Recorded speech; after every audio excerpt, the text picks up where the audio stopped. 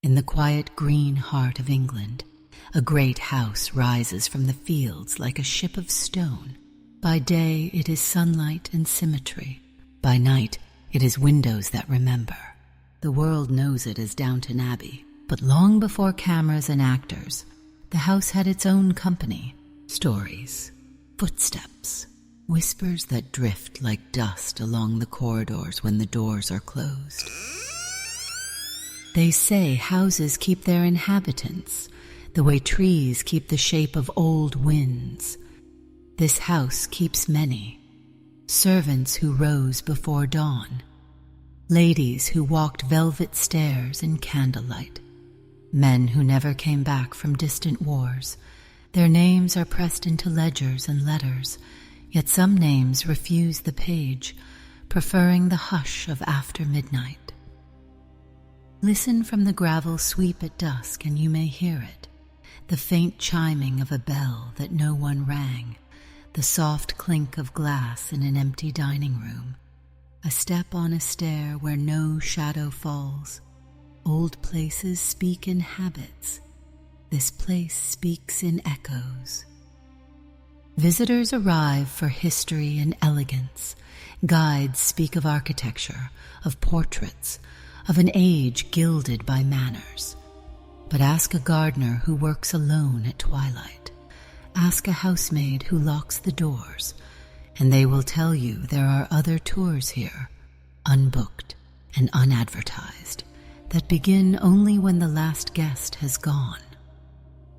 Dogs are said to sense it first.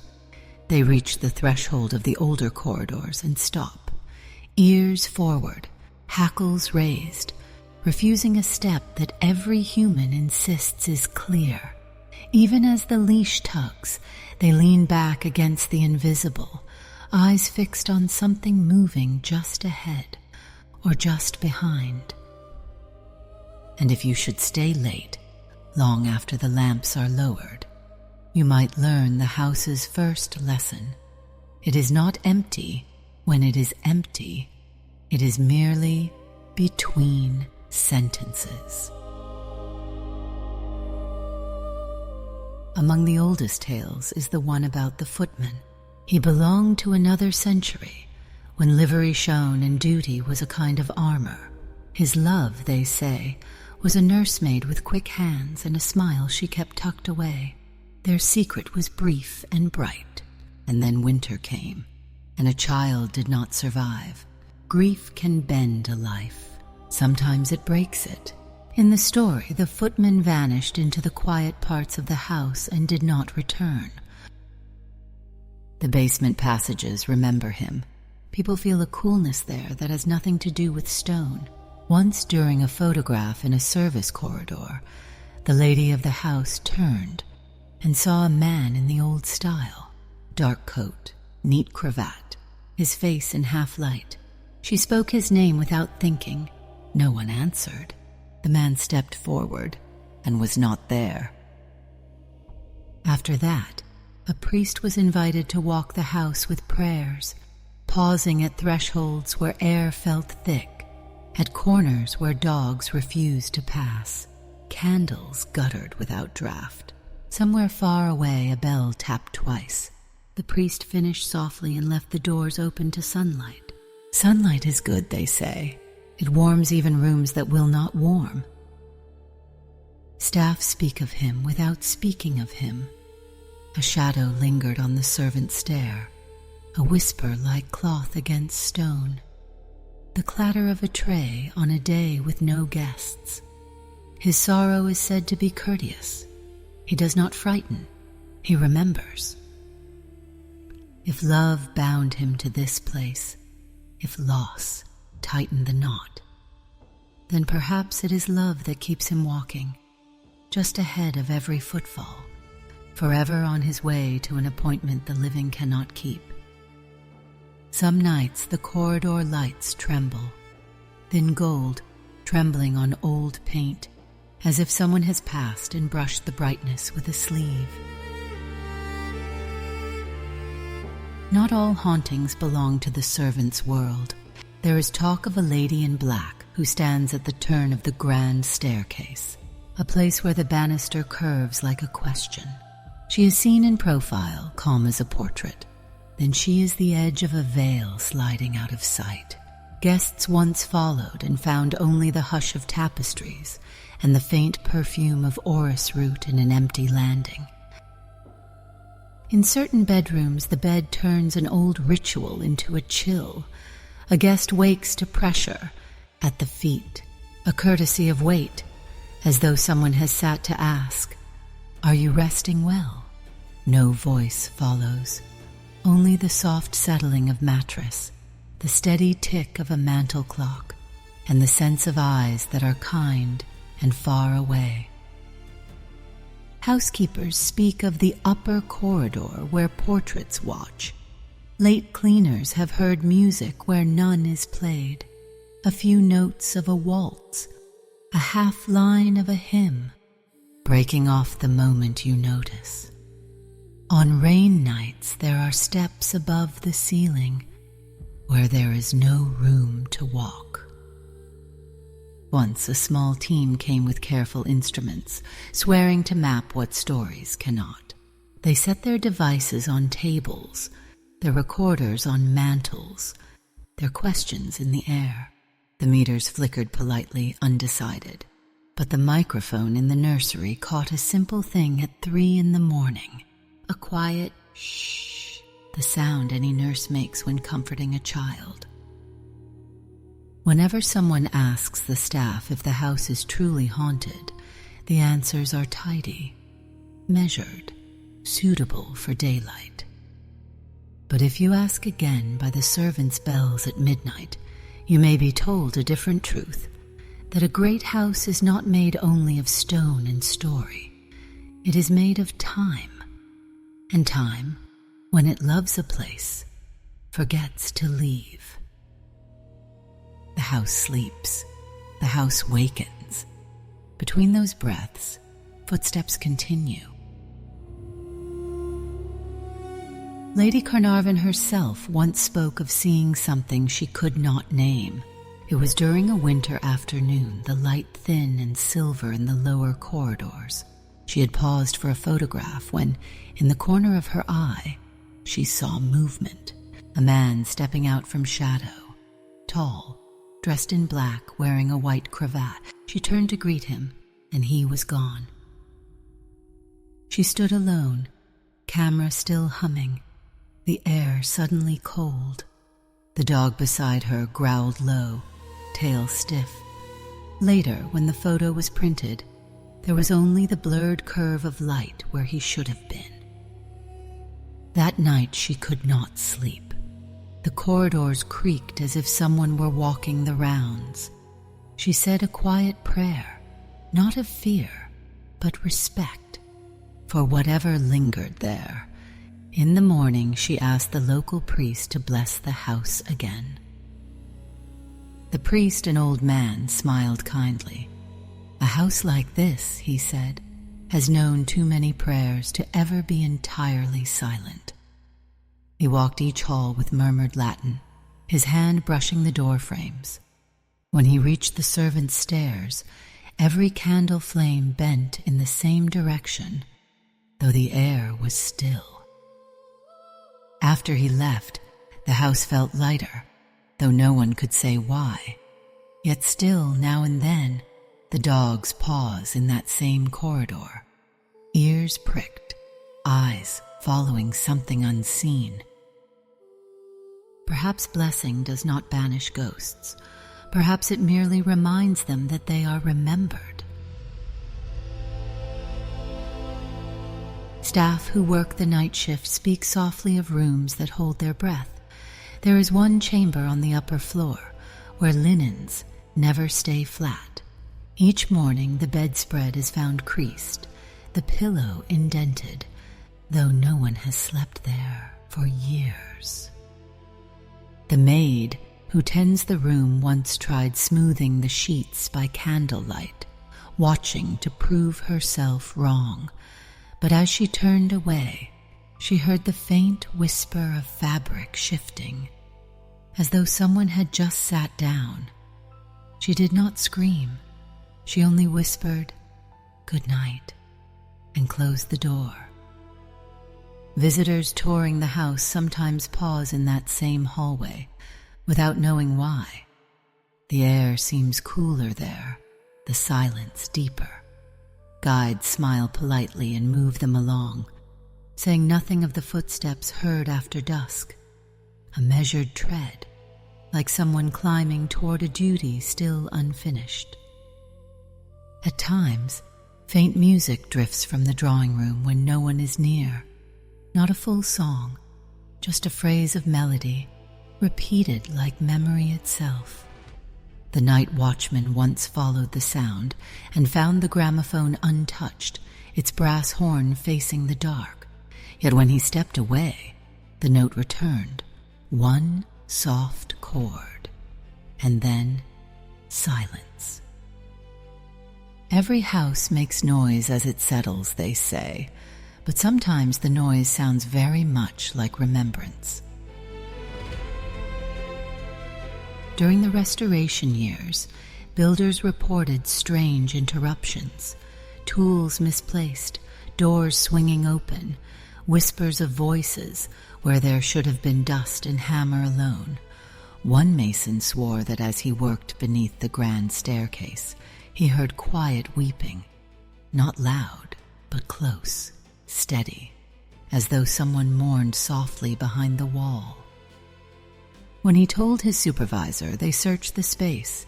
Nothing but stone, old wiring, and the hollow echo of their own breathing. The next day, his trowel lay in the middle of the hallway, though he had left it locked in a toolbox. Lady Carnarvon later wrote that perhaps the house does not like to be disturbed too much at once. Every beam and brick here, she said, is a memory. If you listen long enough, you begin to hear it remembering. On storm nights, the house sounds almost alive. Wind rushes through the chimneys, the great windows tremble, and sometimes, between gusts, a sigh travels the corridors, too human to be the weather. There are those who say the sigh is not sorrow, but devotion, a lingering servant still keeping watch, a love of place stronger than death itself. Because there are ghosts born of tragedy, and ghosts born simply of loyalty. There is a particular room at Highclere the staff avoid after dark. It looks harmless in daylight. Pale wallpaper, lace curtains, a faint scent of lavender that clings no matter how many times the sheets are changed. Yet those who have spent the night there speak of the same thing, a weight at the foot of the bed. It begins softly, like the heaviness of sleep itself, then a pressure, unmistakable, the impression of someone sitting, watching. Those who dare to look see only darkness, but the air feels charged, as if breath has shape. One guest, a historian cataloging the house archives, woke with the sense of being studied. He did not move. He only whispered into the silence, "Can I help you?" The answer was not a sound, but a feeling, sorrow mixed with patience. And then the weight lifted. In the morning, he mentioned it over breakfast. The butler paused before answering, then said, "Sir, that room hasn't been let for years. You must be mistaken." But he was not. Later, when he looked at the visitor's log, he found faint indentations in the bedspread, the same shape described by others before him. It is said that whoever sits there means no harm. She is waiting, perhaps for someone who never returned, or for forgiveness that never came. And so the house keeps her company. Storm nights bring her closer. When wind lashes the turrets and rain streaks the tall glass, she is seen again, the lady in black, always by the grand staircase, one hand resting on the carved rail. She appears in silence, her face turned toward the upper floor, as if expecting a voice that never answers. A security guard once followed her, calling out that visitors were not allowed after hours. She did not turn. He reached the landing, flashlight cutting the air, and the beam passed straight through her. For a second he saw her clearly, a woman in mourning dress, her outline trembling like smoke in wind. Then she was gone. The next morning he resigned. He told the housekeeper only, "She looked sad, not frightening. I just didn't want to see her again." Others say she belonged to a different century, one of the early countesses who waited for a husband lost overseas. Her portrait hangs in the West Gallery. Same eyes, same tilt of head. Some nights the eyes in that painting seem alive, glinting faintly when candlelight moves. Perhaps grief leaves an image behind, a film too strong for time to erase. Perhaps longing itself becomes visible, pacing between the floors of a house that will not forget her. And when thunder rolls above the towers, she walks again, each step a memory searching for its reason. Not everyone sees the ghosts of Highclere. Some pass through its rooms untouched, feeling only beauty and silence. Others sense the difference at once, a shift in temperature, a whisper near the ear, the odd certainty of not being alone. The staff say the house decides who may see. It chooses gently, showing itself only to those who listen kindly. A reporter once scoffed at this, until he stayed overnight to prove a point. The next morning he refused to discuss what he'd heard. He left early, pale and polite, saying only, "There was music and someone humming." Lady Carnarvon later said that her dogs know before anyone else. They bark at corners where no one stands, then fall suddenly silent, as if satisfied. Once, one of the Labradors followed something unseen down the gallery, tail wagging, before lying at the foot of the staircase as though keeping vigil. She smiled when she told the story. "Perhaps the dogs are wiser than we are," she said. "They don't question love or loyalty. They simply know when it's there." The house, too, seems to know. Each night, when the last light is extinguished, it sighs softly through its timbers, the sound of history breathing. Because some homes are not just built of stone and wood, they are built of the moments that refuse to end. When film crews arrived to bring Downton Abbey to life, the old house seemed to stir. Lights, cables, footsteps in rooms long unused. It was as if memory itself woke up to listen. Actors and crew spoke of the same small oddities. A chair found moved when no one had entered the room. A costume laid out, later folded neatly again. Doors opening with no draft. One night, a camera operator working late in the library caught movement in a reflection, a pale shape passing behind him. When he turned, the air was still. At first they joked that the house wanted a part in the show, but after several nights of footsteps echoing through empty corridors, jokes turned to whispers. Someone left a cup of tea by the servants' staircase as a peace offering. The next morning the cup was empty, the saucer warm to the touch. The production continued, of course, but some swore the sound engineers caught faint voices on their recordings, words too soft to understand, laughter that came from no throat in the room. Perhaps the ghosts were not disturbed by the cameras at all. Perhaps they simply enjoyed being noticed again. the familiar rhythm of bustle and storytelling, reminding them of what the house once was, full of purpose, alive with people. And maybe, for a time, the living and the dead rehearsed the same play together. Lady Carnarvon later wrote that the filming brought new warmth to Highclere, yet even she admitted some rooms changed when the crew departed. In the silence after, strange sounds returned, a faint clinking of glass, a whisper of fabric down a hall. A cleaner found the grand dining room doors open one morning. She could have sworn she'd locked them herself.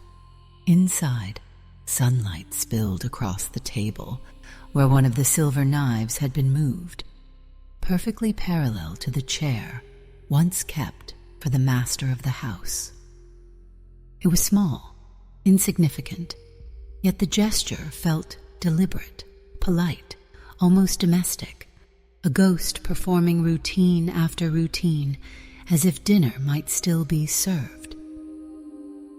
When the house was quiet again, visitors sometimes claimed to feel they were being watched, not with malice, but curiosity, the sense of an unseen host waiting to welcome them properly.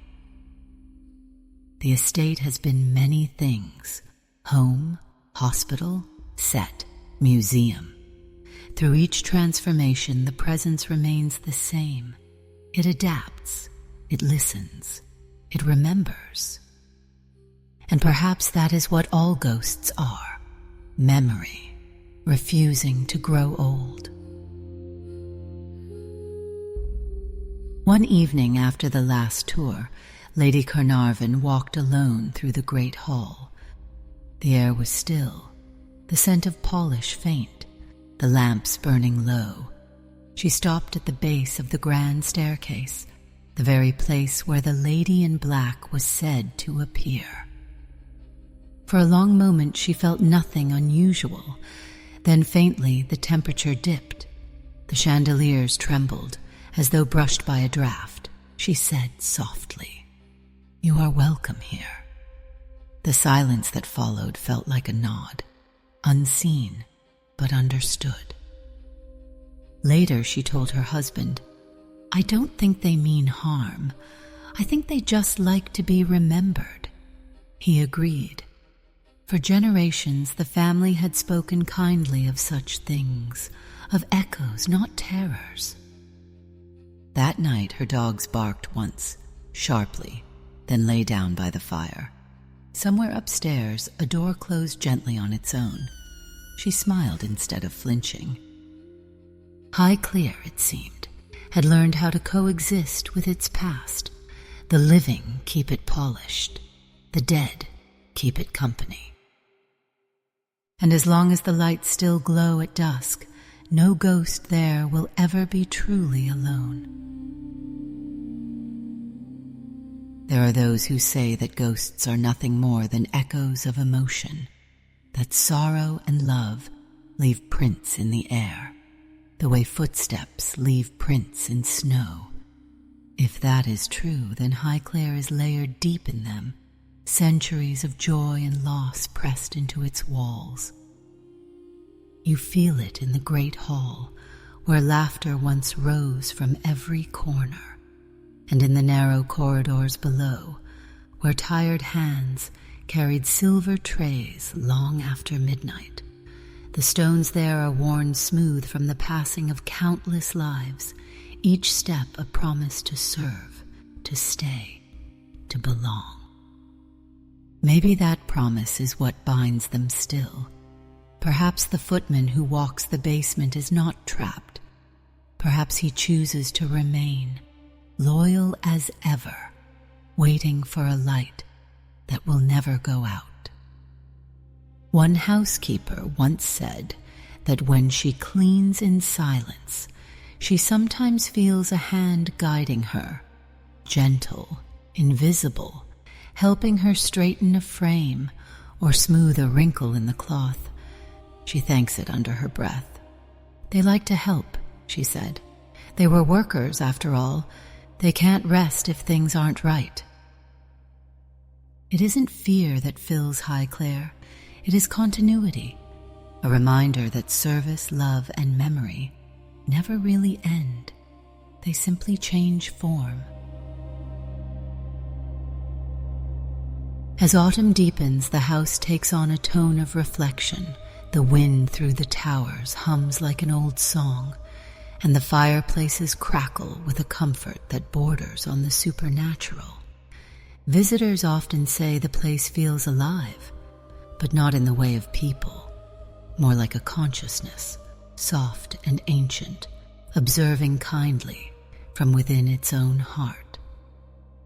Some see haunting as punishment, but here it feels closer to devotion. These are not restless spirits. They are caretakers still, tending the air, polishing memory, guarding the quiet between seasons.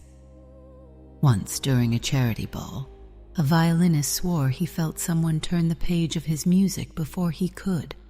"I thanked whoever it was," he said, and then realized, "I was alone. The performance went flawlessly." Perhaps Highclere's ghosts are not here to disturb, but to steady, to remind those who pass through that every grand moment depends on unseen hands. Hands that once worked, once loved, and perhaps still do. In the flicker of candlelight, truth and memory blur, and what remains is simple, a house that remembers its people. When you walk the grounds at dusk, mist rising from the fields, you can almost see them, not shapes or faces, but impressions. The echo of a maid hurrying across gravel, the faint reflection of a man by the gate.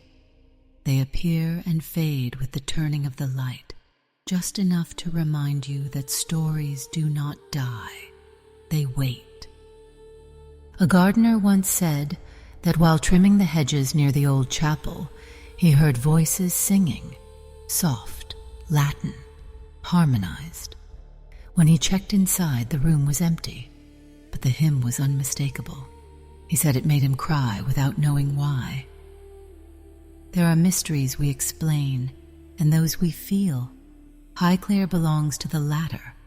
It is not haunted in anger, but in affection, an old heart that still beats quietly beneath new paint. Those who spend time here leave changed, not frightened but thoughtful, as though they've glimpsed something enduring just beyond the visible.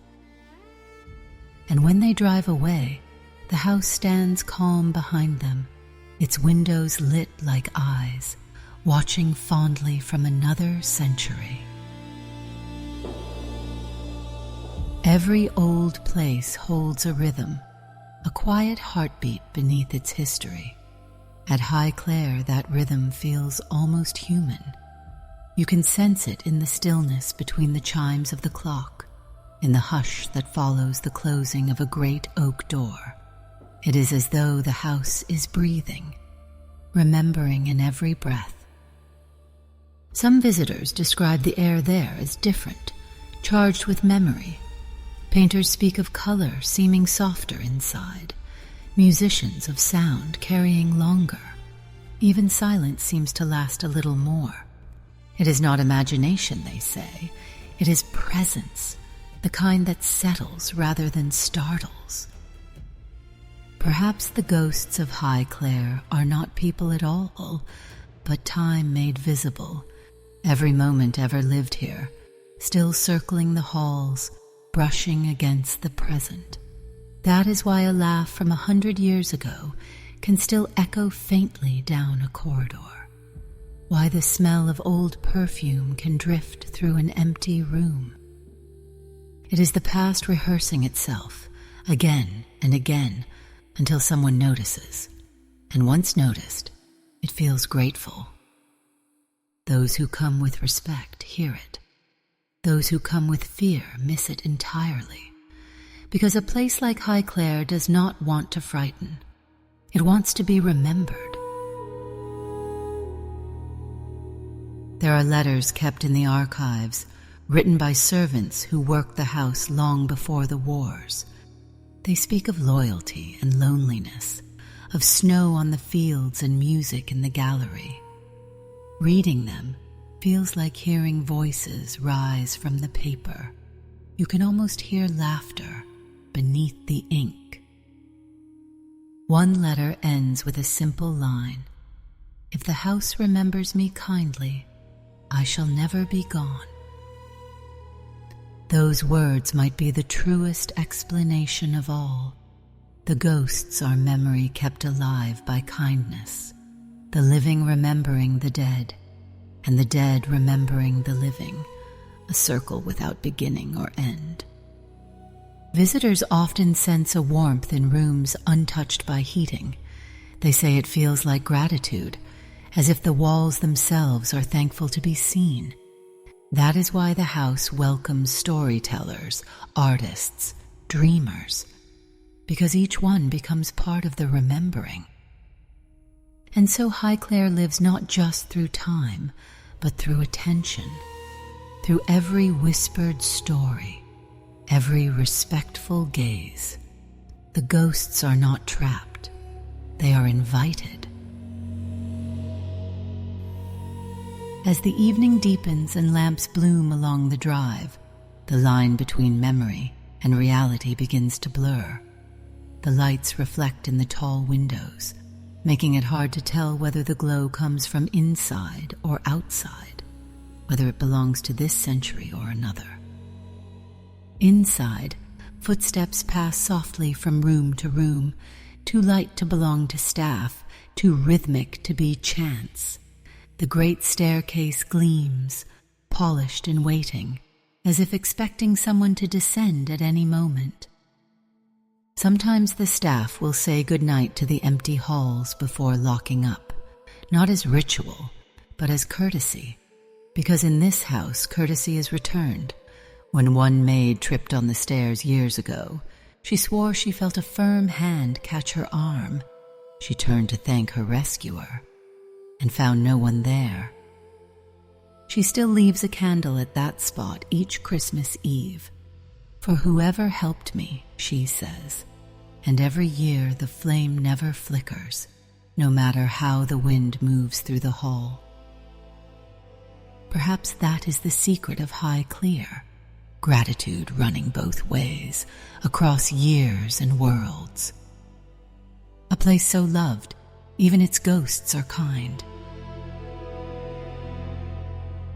There is a stillness that comes to the house just before midnight. The lights are dim, the corridors hushed, and the last sounds of the living fade into sleep. It is then that Highclere truly wakes, not in noise, but in awareness. The air feels thicker, like the pause between thoughts. Sometimes a curtain moves where no window is open. Sometimes a door eases shut, not as a warning, but as a gentle courtesy to keep the quiet intact. Those who wander the halls at that hour feel watched, but not with menace, more like companionship. One visitor described it perfectly. "It felt," he said, "as though the house itself was keeping me company, as though something unseen was walking beside me to make sure I didn't feel alone." Others have sensed that too, a presence that seems protective, watchful, even tender. Not a haunting, but a hosting.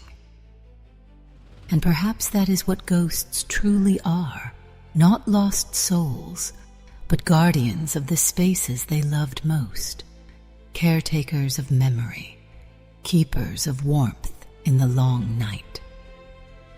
If so, Highclere is one of the luckiest houses in England. As autumn deepens, the air around the castle thickens with the scent of wood smoke and fallen leaves. Halloween approaches, and visitors arrive with questions, hoping for fear. They ask the guides where the spirits walk, which rooms are haunted, Who died where? The guides smile, knowing the truth is quieter than that. Because at Highclere, there are no screams in the night, no rattling chains. The ghosts here whisper rather than wail.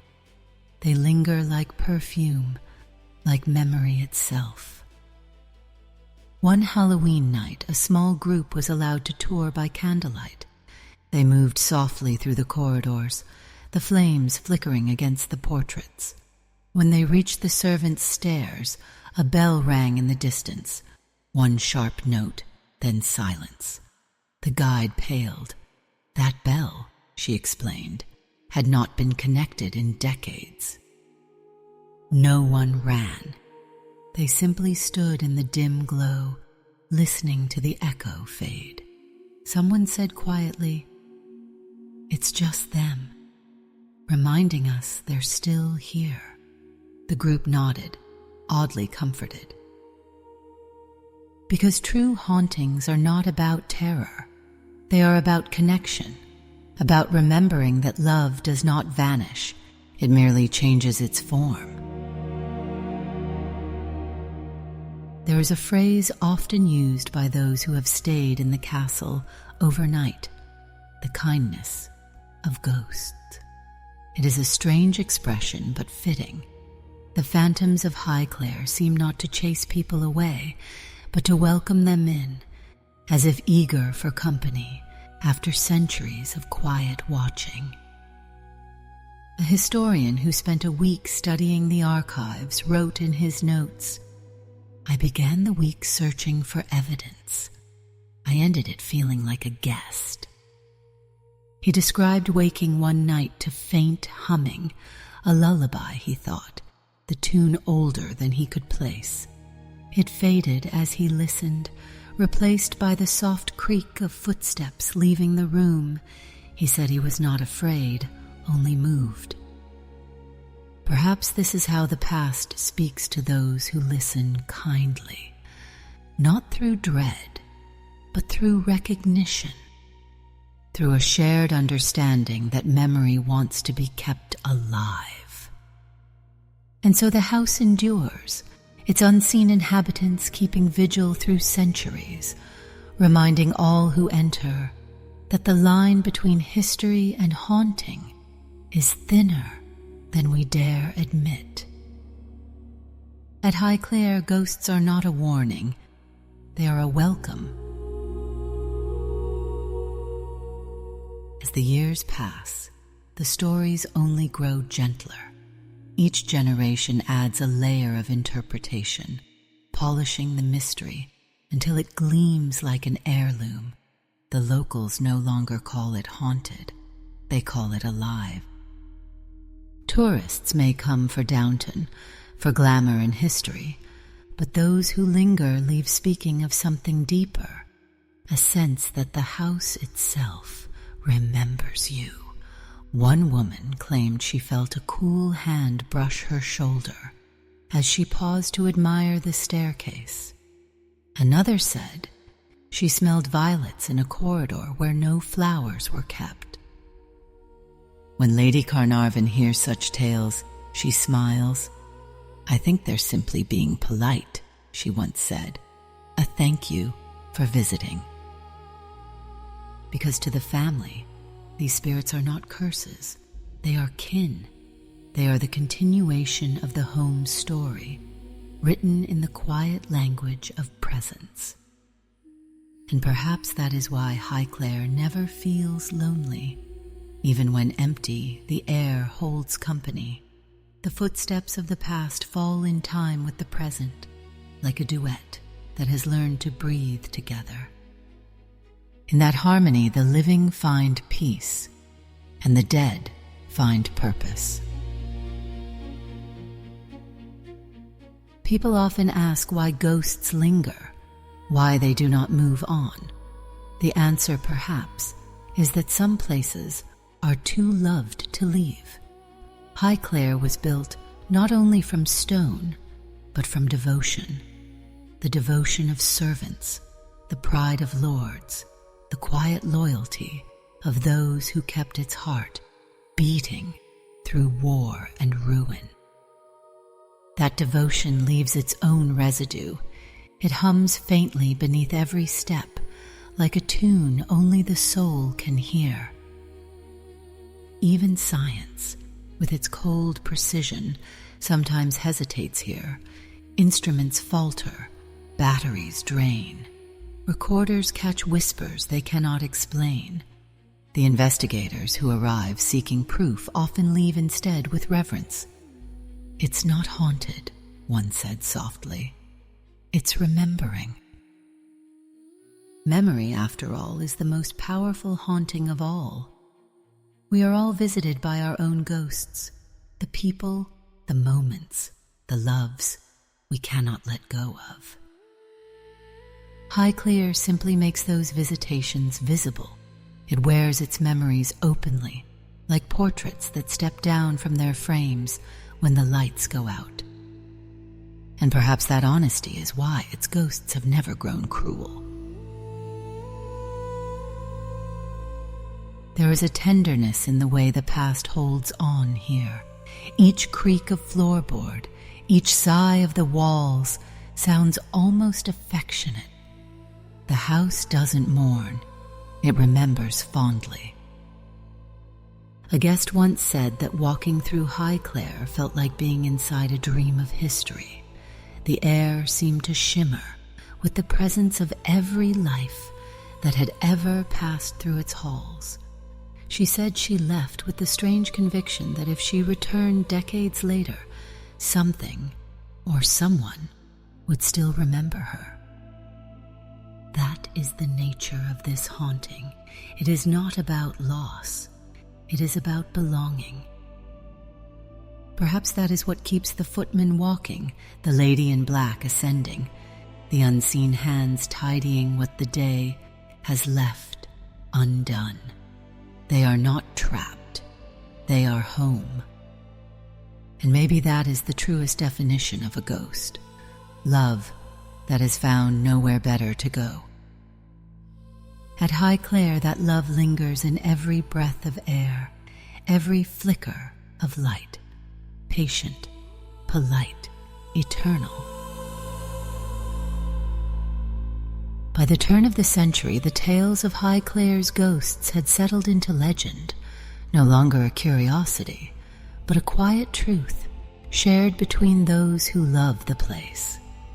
Journalists came, cameras rolled, and still the house refused spectacle. Its mysteries were too dignified for fear. The staff grew used to the soft knocks at dusk, the sudden scent of roses in the corridors, the way mirrors sometimes held reflections that weren't quite right. They stopped trying to explain. Instead, they began greeting them. "Evening," one gardener would say to the empty gallery as he passed through, and sometimes, just sometimes, a portrait frame would tilt slightly in reply.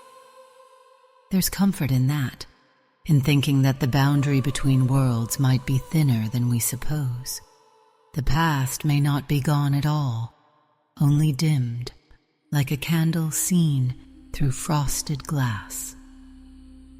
And on still nights, when the moon catches the windows just so, it almost feels as though the entire house is breathing in unison, past and present together, content to exist side by side.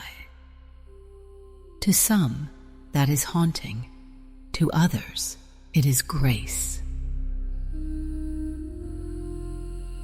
The local vicar once said that perhaps Highclere's ghosts are not spirits, but stories, memories given shape because they have been told so often, loved so long, they refuse to fade. It's a beautiful thought that a story, when told with enough tenderness, becomes a kind of life on its own. The walls listen, the air remembers, and every retelling breathes the ghosts a little clearer. Maybe that is why they linger, not trapped, but cherished. Each word spoken about them is a key, unlocking a little more of who they were. the footman's quiet devotion, the lady's endless waiting, the laughter of unseen maids still bustling through their eternal shift. When people say they feel something in the air at Highclere, they might be right. They are feeling story, woven into the bricks, humming under every beam, layered through time like a symphony that never truly ends. Because memory, once awakened, never goes back to sleep. Highclere's ghosts are gentle teachers. They remind us that everything we build, everything we love, will outlast us in some small way. A handprint in varnish, a laugh remembered, a kindness that echoes. If you listen to them, they tell a simple truth, that death does not end affection. It merely changes its shape. The love that raised walls, that walked staircases, that filled rooms with light remains. It hums beneath the floorboards. It drifts through open doors. It waits by the window, watching each new visitor with patient eyes. Perhaps that is why Highclere never feels cold. Even on the darkest nights, the air seems to glow with something unseen. The ghosts are not there to frighten. They are there to warm. And if you stand long enough in the hall, just as the clock begins to strike 12, you might feel it too, a faint pulse of belonging, like the house itself whispering, "Thank you for remembering." Because that, after all, is what keeps the past alive. As October wanes, mist gathers thick around the grounds. The long driveway gleams under the moon, the trees whispering softly in the cold air. From a distance, Highclere glows like a lantern left burning for travelers who have lost their way. Inside, every shadow seems older, fuller, as though the night itself has come to listen.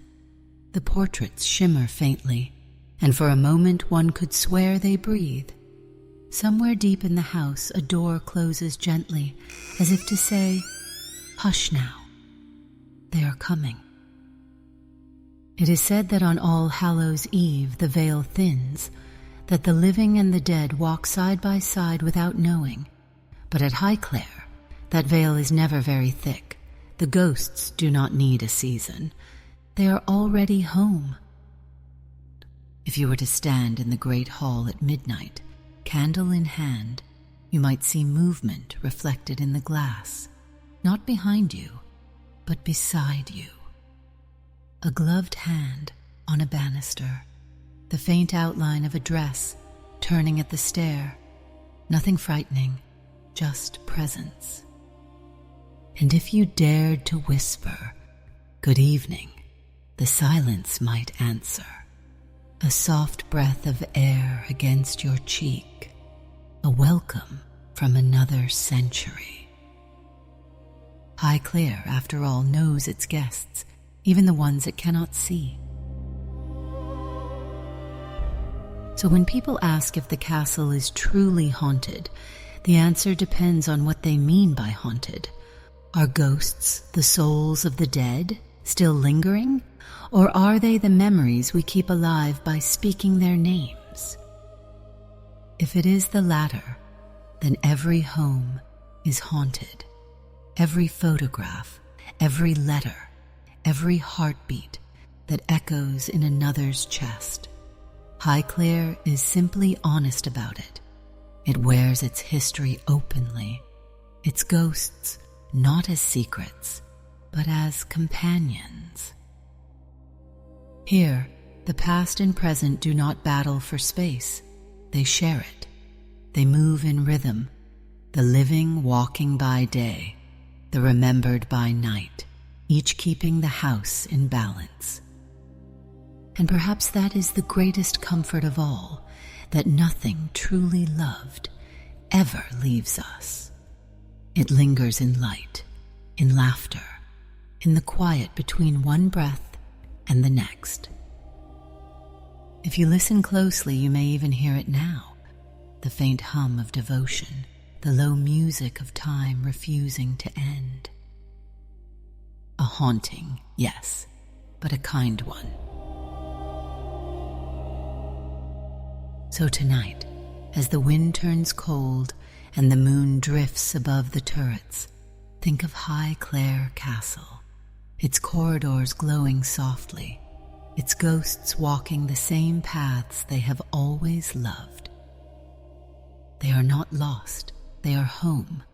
The footman still keeps his quiet watch. The lady still waits upon the stairs, and the house, patient as eternity, keeps them all. Because some places are too full of love to be emptied by time. This has been The Ghosts of Downton Abbey, told by Sleepy Mysteries. If you enjoyed this haunting tale, please subscribe and return for more true stories that linger in the mind long after the last word fades. And I leave you with this thought. Perhaps ghosts are not the dead at all, but the memories of love that refuse to fade away.